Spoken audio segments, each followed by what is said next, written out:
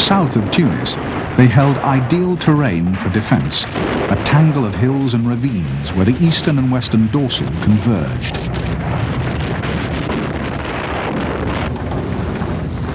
West of Tunis, the line had remained static for months, and the Axis defences were well organised and difficult to breach. Strong points and commanding heights had to be bludgeoned by artillery and then stormed by infantry. In late April and early May, the Axis bridgehead was hammered remorselessly.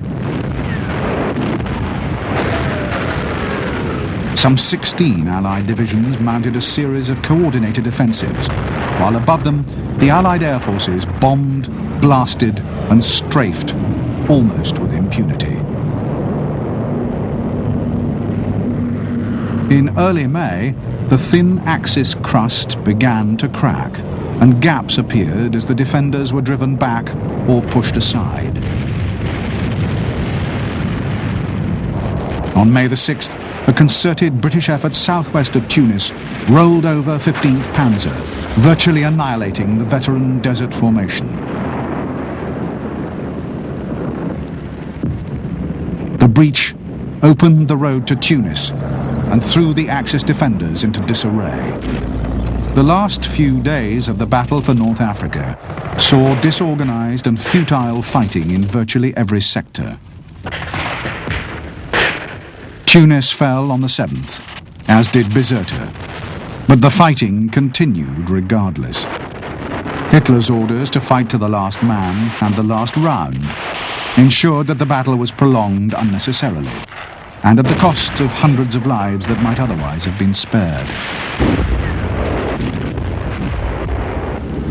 South of Tunis, in the hills above Amphidaville, the remnants of the Afrika Korps held out until the 13th.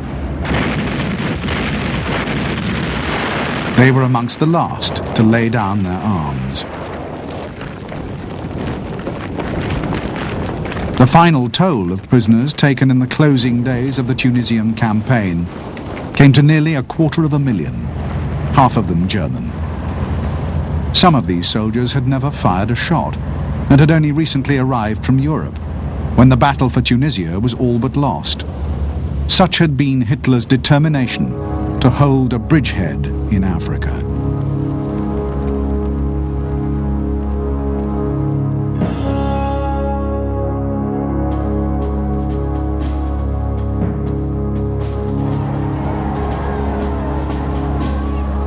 The campaign in North Africa laid the foundations for future Allied successes on the continent of Europe. American soldiers had been tested on the battlefield, and after early setbacks had recovered well and fought bravely.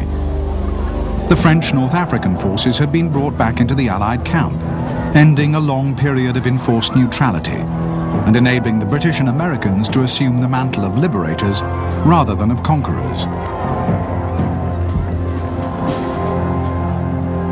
A common Allied command structure was established, and the various component armies welded into one homogeneous force. But the greatest single achievement of the campaign was the scale of the victory. 2 entire armies, one German and one Italian, had been utterly destroyed, and the last traces of Axis power and influence had been swept from the continent of Africa. Victory in North Africa also provided the Allies with a springboard for operations against Italy. In July, an Allied invasion of Sicily would quickly lead to the dismissal of Mussolini and efforts by the new Italian government to negotiate an armistice. These efforts were doomed from the outset.